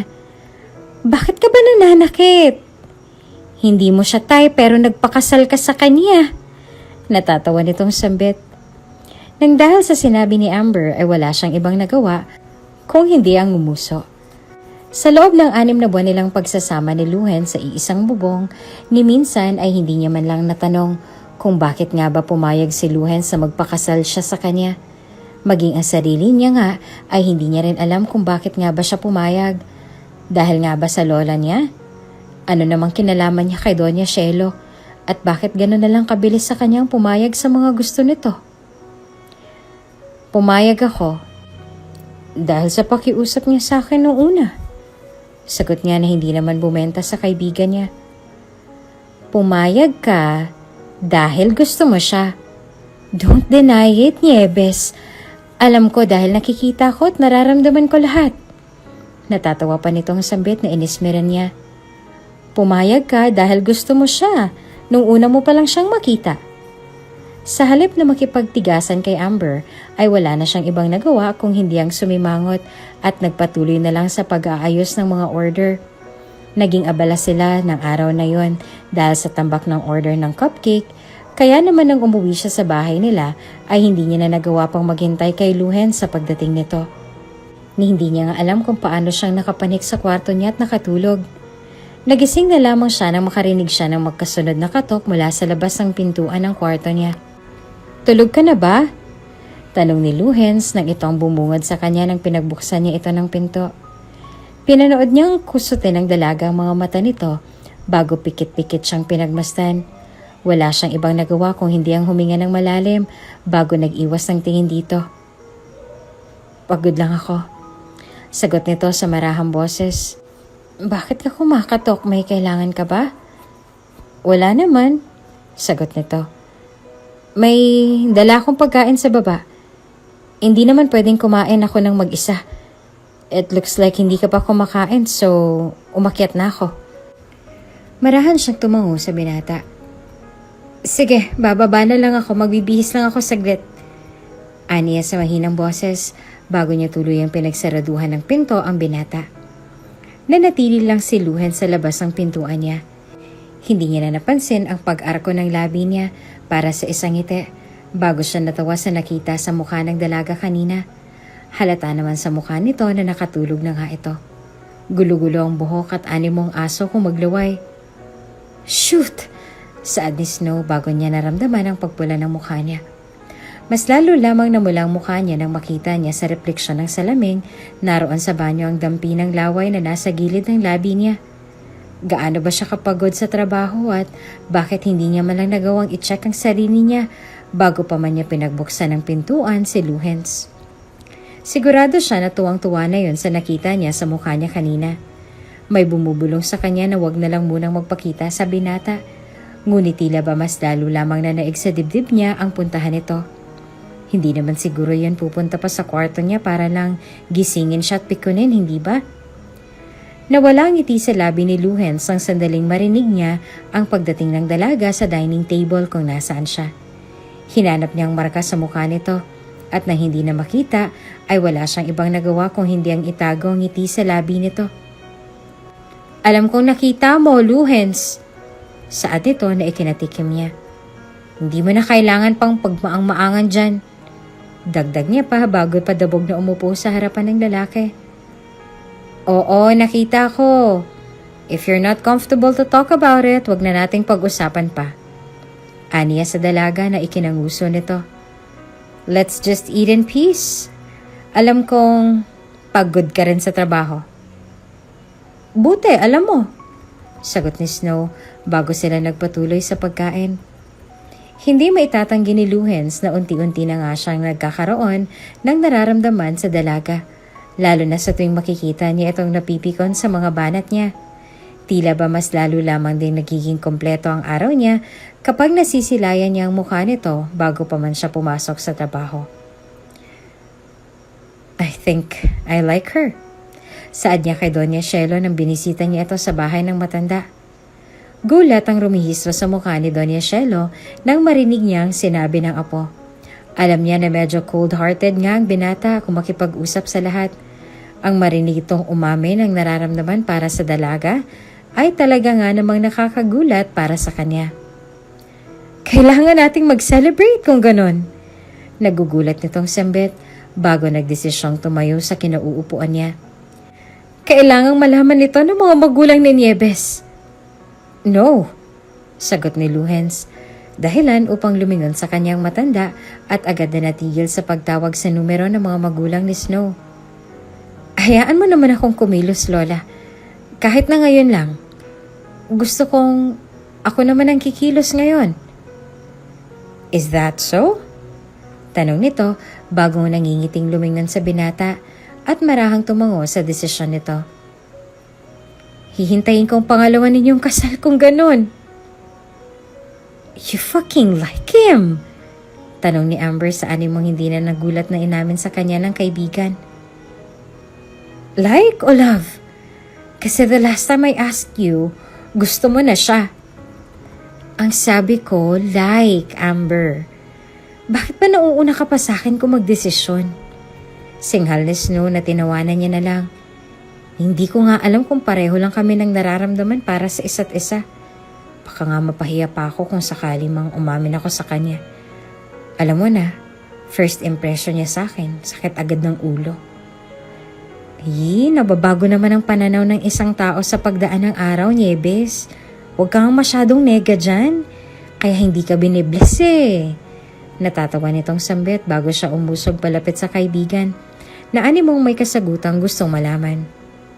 Ano, may nangyari na ba sa inyong dalawa? Why the hell are you asking me that? Singhal ni Snow sa kanya na ikinatawa niya na lang. Umamin pa lang ako, okay? Tinatanong ko yung tungkol sa honeymoon niyo nung kinasal kayong dalawa. Kung may nangyari ba sa inyong dalawa? Wala.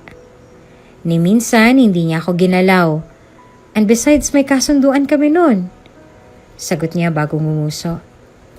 Mapaglarong ngumuso sa kanya si Amber bago itong umiti na animong natutuwa pa sa sinabi niya. Why the hell are you looking at me like that? Why do I feel like dismayado ka pa na walang nangyayari sa inyong dalawa ni Luhens? Ano ba yung dismayadong sinasabi mo? Reklamo niyang singhal na ikinatawa ng kaibigan niya. Alam mo, ipagpatuloy mo na lang yung trabaho mo. Kapag may nahulog kang cakes dyan, humanda ka sa akin. Reklamo niya sa kaibigan na natatawa na lang nitong sinunod. Naging maganda naman ang pakikitungo sa kanya ni Luhens sa mga sumunod na araw. Kaya naman kahit na papaano ay naging maganda din ang pagkakaibigan nilang dalawa. Ni minsan ay hindi pa ipinakita sa kanya ng binata na nagkakagusto na siya sa dalaga. Sa kabilang banda naman ay wala namang ibang nagagawa si Snow kung hindi ang mapanguso na lang. Luhens? Tawag ni Snow na makita niyang nakabihis ang binata kahit na wala naman itong pasok ng araw ring iyon. You told me last night na day off mo ngayong araw sa work. Bakit nakabihis ka? May pupuntahan ka ba? Tayong dalawa, Nieves. May pupuntahan tayo. Agad na umarko ang kilay ng dalaga nang dahil sa sinabi niya. Tayo? Tanong nito na marahan niyang tinanguan. Saan naman tayo pupunta? Agad na umarko ang kilay ni Snow sa halip na sagutin siya ay ngumiti lang binata sa kanya. Mas lalo lamang siyang napanguso ng sandaling dalhin siya ng binata sa grocery store. Ito yung date na sinasabi mo? Kunot ni Onyang tanong sa binata na kahit pabiro lang ang date na sinabi nito sa kanya ay nagawa niya pa rin maniwala sa mga panuloko nito. Nagawa mo pa akong palibanin sa work ko para lang mamalengke? Oo, magdi-date tayo. But since hindi ka marunong magluto, tuturuan na lang kita. Saan nito? Bago niya tinulak ang dalaga patungo sa meat section kasama ang cart na dala nila. Anong gusto mong lutuin natin? Spare ribs, steaks, or pancakes? Shut the fuck up! Singhal ni Snow na tinawanan niya na lang. Hindi maipagkakaila ni Snow na bahagyang nawala ang galit niya sa binata nang dahil sa ginawa nito. Simple lang pero talaga nga namang nawala ang stress niya sa katawan nang dahil sa efforts na ginagawa nito sa kanya. Mali ka ng ginagawang paghiwa sa sibuyas.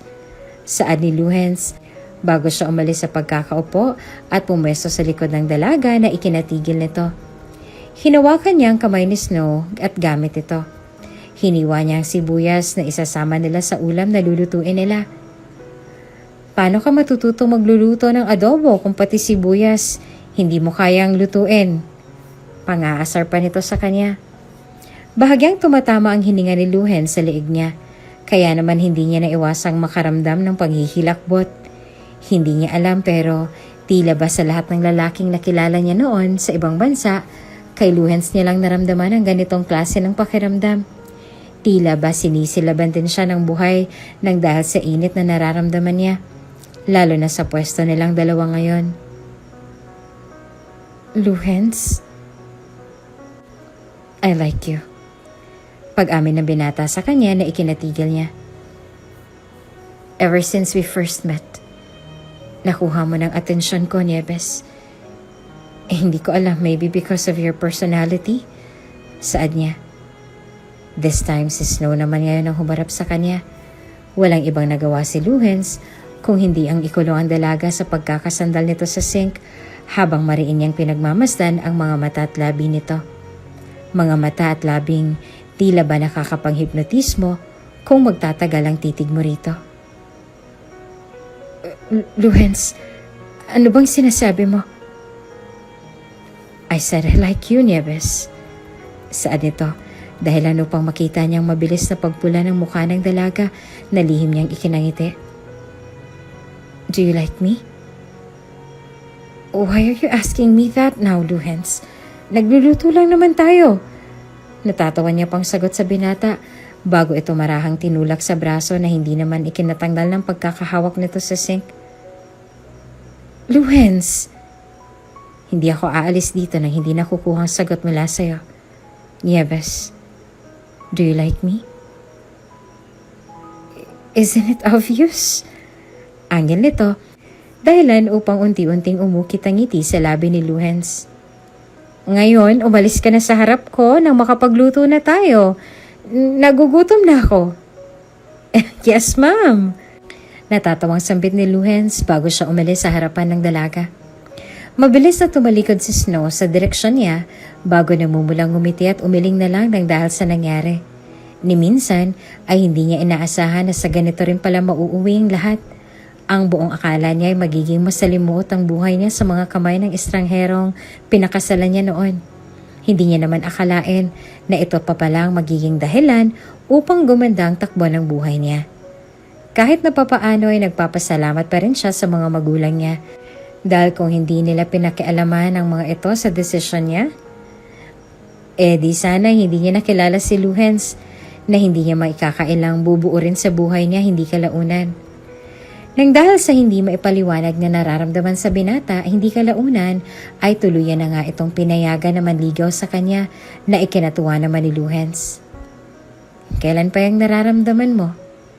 Tanong ni Luhens bago niya niyakap ang dalaga na ngayon ay nakaupo sa mga hita niya. Kanina lang ay nakaupo lang sila sa sofa habang nanonood ng horror movie.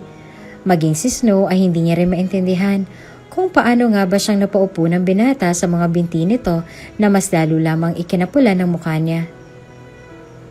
I don't know.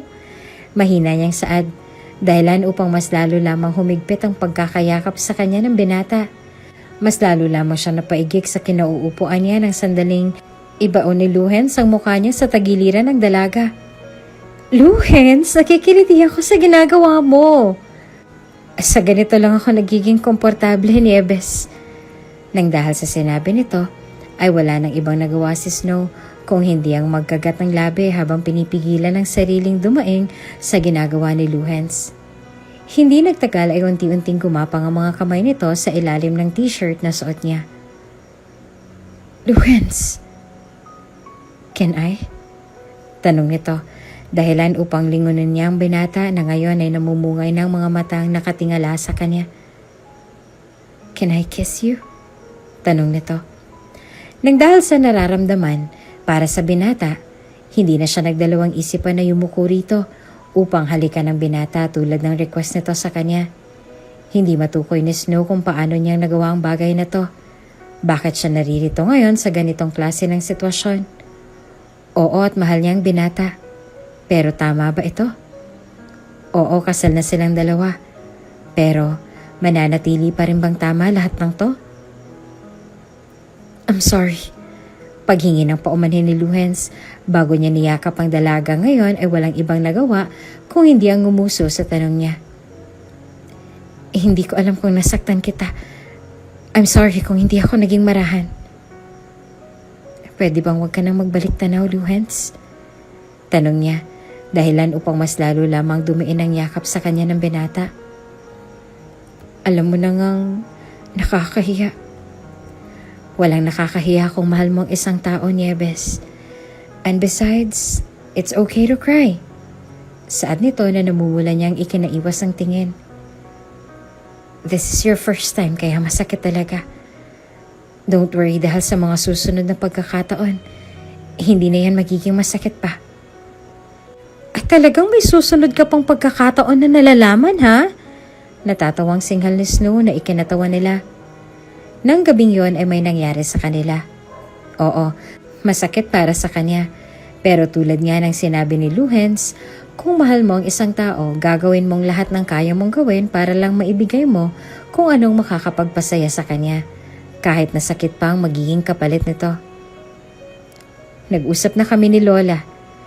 Gusto niyang umpisahan na kitang turuang magtrabaho sa opisina. Saad ni Luhens habang abala si Snow sa paglalagay ng necktie sa leeg niya. I know na busy ka sa negosyo mo.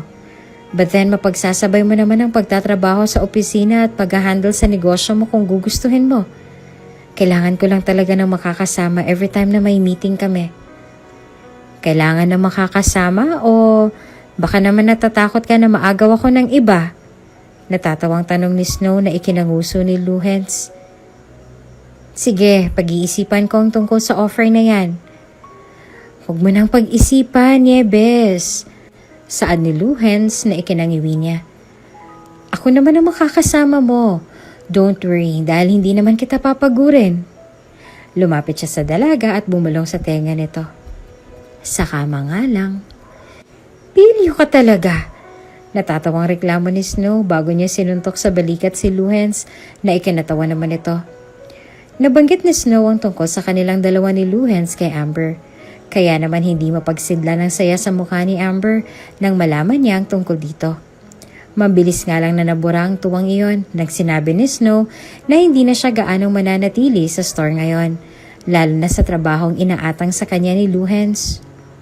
Okay lang, deserve mo yan. Saad ni Amber na ikinangiti niya. Alam ko naman na baliw ka kay Luhens kaya ka pumayag. Ano?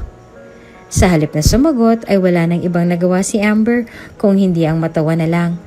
Pangarap para kay Snow makasama sa iisang trabaho si Luhens. Kaya naman ang makita at mapagmasdan niya ang sarili sa harap ng salamin habang nakasuot ng polo at miniskirt, hindi niya napigilan ang sariling mapangiti. Ang ganda talaga ng asawa ko. Saad ni Luhens bago siya pumwesto sa likod ni Snow at yumuko upang mahalikan ang leeg ni Snow na ikinatawa lang nito.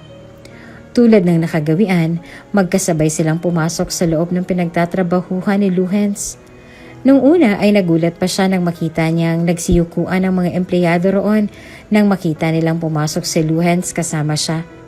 Huli na ang lahat nang mapagtanto niyang si Luhens ang may-ari ng kumpanyang yon. Mabilis niyang sinuntok sa dibdib si Luhens na ikinatawa lang nito. "Bakit hindi mo sinabi sa akin na CEO ka pala?" Reklamo niyang singhal nang naroon na sila sa loob ng opisina ni Luhens. "Muntik na ako mga paron." "Actually, inaasam ko talaga yung reaksyon mong yan." Natatawa nitong sambit bago hinalikan ng asawa sa tip ng ilong na ikinanguso na lang ni Snow. "Don't worry dahil alam kong magugulat din sila kapag nalaman nilang kasal na ako. At ikaw ang asawa ko, Nieves." Nung una ay hindi naging maganda ang unang araw ni Snow sa kumpanya nila Luhens dahil na rin siguro sa mga mapanghusgang mata ng mga empleyado niya roon. Ngunit hindi kalaunan ay tuluyan na rin nagbago ang mga titig nila sa kanya, lalo na nang ipinakilala niya ang sarili niya bilang sekretarya ni Luhens. "Anong feeling na hangkang boss mo?" Osyoso ng babaeng nakasalubong niya na ikinangiti niya na lang. "Masarap." Pabulong niyang sambit, dahilan upang magtilian pa sila ng mga kasama niya. Hindi sila nagsabay ni Luhens sa pagpasok dahil na rin sa schedule ng meeting nito ng umagang yon. Kaya naman mag-isa lang siya nung pumasok siya ron. Sa katunayan nga ay excited na siyang ipaalam kay Luhens ang pagdadalang tao niya. Kaya naman ng sandaling pumasok siya sa opisina nito nang hindi man lang kumakatok, gulat ang rumihistro sa mukha niya nang makita niyang mag-isa lang si Luhens at ang isang babae sa opisina nito. "Snow!"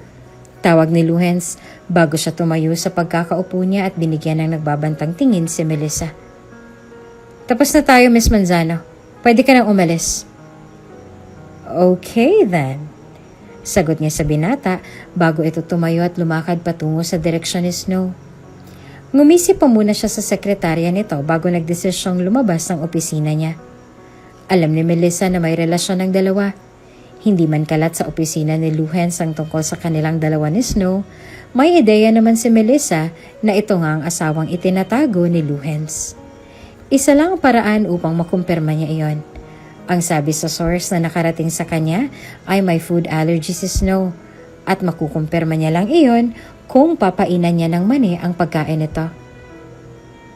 "Please accept this." Saad niya nang inaya niya si Snow na magkape sa cafeteria. "Pasensya na kung feeling close ako ha. This is your first time na magtrabaho rito, hindi ba? Don't worry dahil friendly naman kaming lahat. At ganito kami kung mag-welcome ng bago." "Thank you," sagot ni Snow bago niya tinanggap ang juice na pinainan ni Melissa ng mani kanina. Iinumin niya na sana ang juice na ibinigay ni Melissa sa kanya, ngunit agad iyong nadulas sa kamay niya nang sandaling hablutin ito ni Luhens mula sa kamay niya. Nang dahil sa ginawa niya ay bahagya pang napatayo ang dalawa sa mga kinauupuan nila. "Seriously, Melissa? Makakapatay ka ng tao nang dahil sa selos mo?" Galit nitong sambit bago ibinato ang baso sa malayo na ikinabasag nito. Maraming napatingin sa direksyon nila nang dahil sa nangyari, ngunit hindi na ito pinagtuunan ng pansin ni Luhens. "I'm just trying to be nice, Luhens. You're doing this because you want her out of your way. Ganyan ka kadesperada." Sigaw ni Luhens sa kanya. Namarahan niya pang ikinatalo nang dahil sa labis na gulat. "Nakakahiya ka," aniya bago pa niya hinila si Snow palayo sa lugar na yon. "Luhens, why are you?" "Nilagyan niya ng mani yung inumin mo. Hindi mo man lang ba napansin yun, Nieves?" Tanong ni Luhens sa kanya nang hinarap niya ang dalaga. "Sinabi ko naman sa'yo noon pa na huwag kang magtitiwala sa mga taong hindi mo kilala. Kung wala ko ron, paano ka na ngayon? Baka nasa ospital ka na ngayon at nangingisay."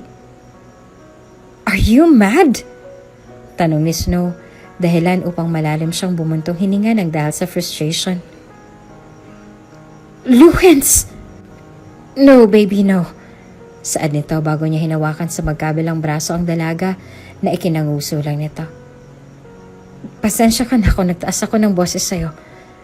Nag-aalala lang ako sa'yo, okay? Tanong niya. Nang dahil sa sagutang yon ay nakalimutan na ni Snow ang ibalita ang tungkol sa pagbubuntis niya. Tuwing umaga ay nakakaranas siya ng morning sickness, kaya naman bihira na lang siya kung gumising ng maaga. Ang akala naman ni Luhens ay galit sa kanyang dalaga, kaya naman wala siyang ibang nagawa kung hindi ang umiwas rito upang bigyan ng pagkakataon ng dalaga na makapag-isip at maunang magsabi ng tungkol sa hinanakit niya. May event nga pala bukas. Balita ni Luhens nang makasabay niya sa hapunan ng asawa. Ilang araw niya na rin napapansin ang pabago-bagong mood nito. Palagi itong nagagalit sa kanya kahit na wala namang dahilan. Ayaw niya namang masaktan ng dalaga kung kukwestiyonin niya dahil mukhang wala rin sa hulog ang asawa sa tuwing kukumustahin niya ito. So, kailangang maghanda. Tipid niyang sagot na ikinataas naman ng kilay ni Snow. Siguro ay magsasabay na lang tayo bukas ng umaga. Dadalo si Lola at ang mga kamag-anak ko. Siguro ay iyon na rin ang gagamitin kong pagkakataon para ibahagi sa kanila kung anong meron sa ating dalawa. Ayoko. Sagot ni Snow sa kanya, dahilan upang umuso na lang siya. Hindi ako sasabay sa'yo. Galit ako sa'yo. Pwede ko bang malaman kung bakit, Snow? Tanong ni Luhens sa asawa na ikinasimangot na lamang nito. Nung nakaraan ko pa napapansin na pabago-bago ang mood mo, hindi ko na nga alam kung saan ako lulugar. Galit ka ba sa bawang nang walang dahilan? Naiinis ka sa akin. Ayaw mo sa lahat ng niluluto ko. Hindi ko na tuloy alam kung anong gagawin ko sa'yo, Nieves. Susuko ka na ba, Luhens? Tanong niya, kasabay ng pag-angat ng kilay na ikisinimangot naman ni Luhens. Sabihin mo lang kung sukong-suko ka na sa ugali ko. It's not like that, Nieves. Sagot ni Luhens sa kanya, bago niya marahang kinuha ang kamay ng dalaga na tinanggal lang nito. Snow, hindi ko lang alam kung saan ako lulugar, okay? Simula nung pinagalitan ko si Melissa, nagkaganin ka na. Are you friends with her? Kung oo at naiinis ka sa tuwing inalalayo kita sa kanya, then fine. You can stay with her anytime you want. Huwag ka lang magalit sa akin, okay? Hindi ko alam. Tanging sagot niya na lang bago siya tumayo mula sa kinauupuan niya na ikinabuntong hininga na lang ni Luhens. Ikaw nang bahala sa pinagkainan natin. Aakit na ako. Nieves! And nga pala. Aniya bago muling lumingon sa kanya. Sa guest room ko matutulog ngayon. What? I hate you! Singhal sa kanya ni Nieves bago ito tumakbo patungo sa taas. Nang dahil sa narinig sa dalaga ay hindi niya naiwasan pang makaramdam ng kuryoso sa mga ikinikilos nito. Posible nga ba na buntis nga ito? Palaisipan para sa kanyang pagbabago-bago nitong mood. Madalas din siya nitong awayin at galit siya sa tuwing makikita siya nitong nag-iisa ng bawang. Bihira na lang din ito kung sumabay sa kanya tuwing umaga at hindi niya matukoy kung ano nga bang dahilan kung bakit ganoon na lang ang inaasal ng asawa niya. Kung buntis nga ito, magsasabi naman ito sa kanya, hindi ba? At hindi naman niya siguro ililihim. Kung inililihim niya nga, bakit niya kailangang ilihim gayong mahal naman nila ang isa't isa? Kailangan ko na sigurong bumili ng pregnancy test. Aniya sa sarili bago bumuntong hininga at nagpatuloy sa pagkain. Sa kabilang banda ay hindi naman maintindihan ni Snow kung bakit gano'n na lang ang mga ikinikilos niya. Pumapangit ang araw niya kapag nakikita niya ang asawa malapit sa direksyon sa kung nasan siya. Hindi na rin siya gaanong nagsusuka ngayon sa umaga. Hindi tulad nitong mga nakaraang araw kaya naman kahit napapaano ay nagiging kampante na rin siya. Makakasabay na rin siya kay Luhens bukas. Tulad ng sinabi nito, may event bukas at dadalo si Doña Shelo at ang mga magulang niya. Ano kaya mararamdaman ng mga ito kapag naipaalam niya sa mga ito na buntis siya sa apong hinahangad lang nila noon? Natitiyak niyang magugulat ang mga ito Lalo na't wala naman silang alam na nagkahulugan na sila ng loob ni Luhens. Paniguradong magugulat sila. Ani ang bulong sa sarili bago siya nagdesisyong magtaklob ng kumot. Tulad ng banta niya kay Luhens kagabi, nakita niya itong nagsusumiksik sa sofa nang maabutan niya ito kinaumagahan. Malalim pa ang tulog nito at panaka-naka ng paghihilik sa kasarapan ng tulog. Kaya naman wala na siyang ibang nagawa kung hindi ang mapangiti na lang. Nang sandaling magmulat si Luhens, ay nakangiting mukha agad ng asawa niya ang bumungad sa kanya. Agad na nawala ang ngiti sa labi ni Snow nang magkrus ang mata nilang dalawa. "Good morning, baby." Bati ni Luhens na sa halip na gantihan ng ngiti ni Snow ay inismira na lang nito. "Matutuwa talaga ako kapag nalaman kong buntis ka." Aniyan niya pa sa sarili bago siya nakangiting bumangon mula sa pagkakahiga.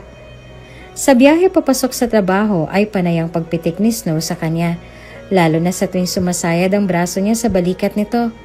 Wala namang nagawa si Luhens kung hindi ang pagpasensyahan ng misis hanggang sa makarating na nga sila sa venue ng event. "Iho!" Tawag sa kanya ng mga tiyahin niya bago siya nito hinila palapit sa direksyon nila. Naiwan si Snow na ngayon ay walang ibang nagawa kung hindi ang humalo sa mga bisitang naroroon. Medyo maluwag ang venue na kuha nila para sa anibersaryo ng kumpanya nila at talaga nga namang ingrande ang mga bisitang naroroon.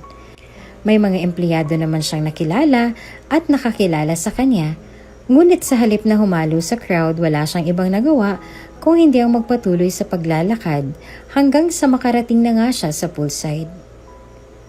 "Speaking of bitch, look what I found."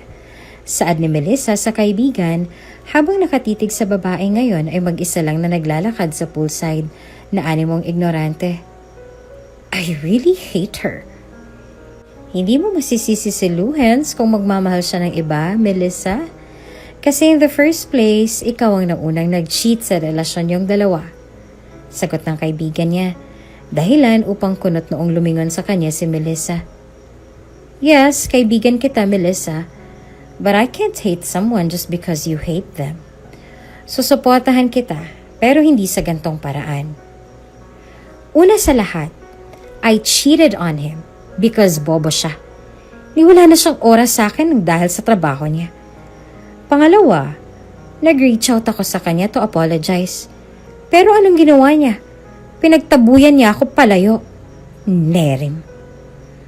Oo, dahil nag-cheat ka nga, hindi ba? Tanong nito.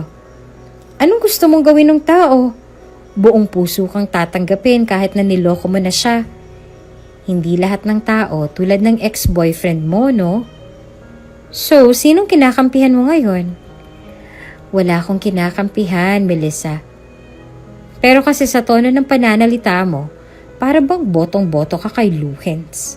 Siguro may ginawa siya sa'yo, no? Kaya nalaso niyang utak mo, no?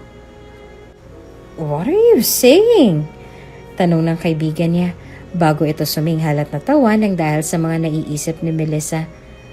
Alam mo, ayoko na. Palagi na lang kitang pinagpapasensyahan, Melissa.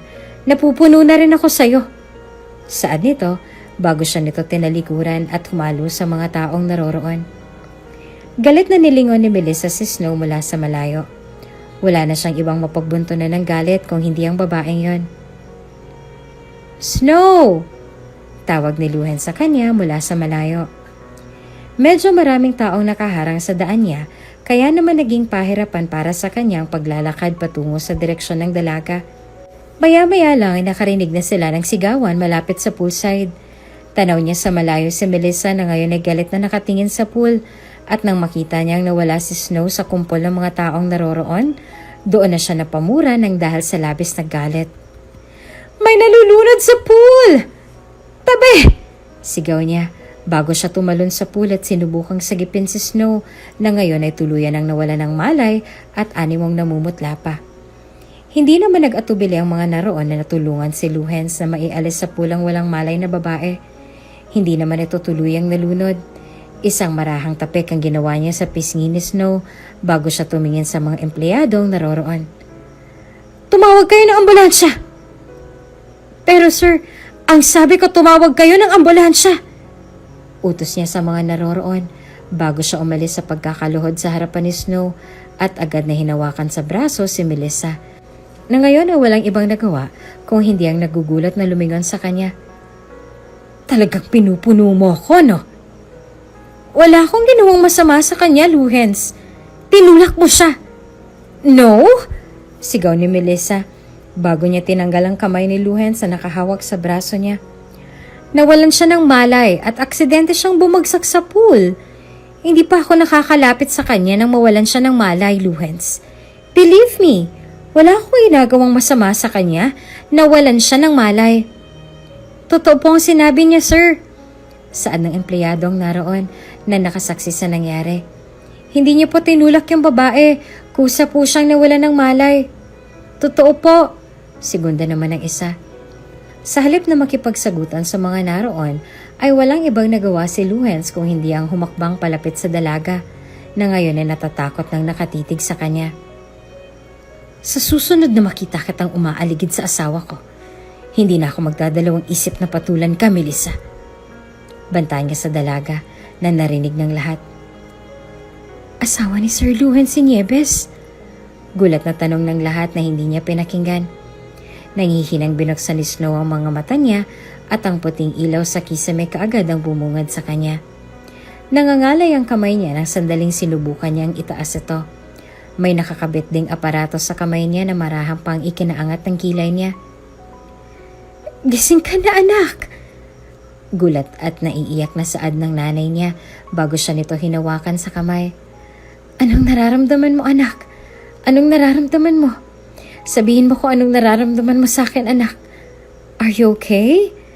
Tanong naman ni Doña Shelo nang makita niya itong naroroon. Naririto ka sa ospital. Isinugod ka ni Luhens kanina rito pagkatapos mo mawala ng malay, iha. Okay ka lang ba? Tanong muli ng nanay niya bago niya hinigpitan ng pagkakahawak sa kamay nito. Hindi makakabuti sa dinadala mo ang ganitong klase ng treatment, anak. Lalo na ngayong sinabi ng doktor na masela ng ipinagbubuntis mo. Gulat ang rumihistro sa mukha niya bago siya nagdesisyong hagilapin si Luhens sa kabuuan ng kwartong yon. Sa kabilang banda ay wala namang ibang nagawa si Luhens kung hindi ang nagmamadali nang matanggap niya mula sa lola niya na nagising na raw ang asawa niya. Snow! Tawag niya nang binuksan niya ang kwarto nito. Snow! Dagdag niya pa bago tumakbo patungo sa kama nito at mahigpit na niyakap ang asawa na malungkot na ikinangiti ni Snow. Sorry. I'm sorry. Kasalanan ko lahat ng to. Shh, Luhens. Wala kang kasalanan. Saad ni Snow bago siyang umiti sa asawa dahilan upang isa-isang magsilabasan ang mga naroon upang bigyan sila ng pribadong oras na makapag-usap. Walang may kasalanan sa nangyari, Luhens. Safe naman si baby. Bakit hindi mo sa akin sinabi na buntis ka? Tanong ni Luhens dahilan upang natatawang pinunasan ni Snow ang luhang lumanda sa pisngi ng asawa. Kailangan ko pa bang manghula? Nang dahil sa hinanakit na narinig niya sa boses nito, ay wala na siyang ibang nagawa kung hindi ang marahang matawa. Sasabihin ko na sana sa'yo the day after kong malaman na buntis ako pero... Aniya na ikinaangat ng kilay ni Luhens. Pero nakita kitang kasama yung ex-girlfriend mo kaya nagbagong isip ko. So you're jealous, Nieves? Really? No, I'm not. Sagot niya bago niya hinaplos ang mukha ni Luhens na ikinapikit lang nito. Bakit naman ako magsiselos kung kasal na ako? Bakit ako magsiselos kung nasa akin ka na? Nagdahil sa narinig ay walang ibang nagawa si Luhens kung hindi ang halikan ng asawa na ginantahan naman ito. Isang singha pa ang ginawa niya bago niya muling hinarap si Snow. Hindi na ako makapaghintay ng mga anak at nang sa ganun ay mapakasalan na kita agad sa simbahan.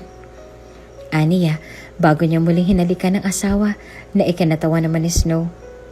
Tulad ng ipinangako ni Luhens sa kanya, paglabas pa lang nila sa ospital ay nagdesisyon na itong magsagawa ng church wedding na halos siya lang ang nag-asikaso maging sa venue.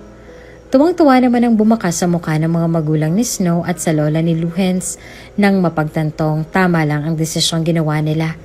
Hindi kalaunan ay tuluyan na ngang naipanganak ni Snow ang anak nilang dalawa ni Luhens at pinangalan ng Lumi na isinunod sa pangalan ng babaeng kaisa-isang nagpatibok sa puso niya. Kung bago ka pa lang sa channel na ito, mga kwento ni Ate Jane, istorya mo, ikwento ko, huwag kalimutang pindutin ang notification bell at subscribe button.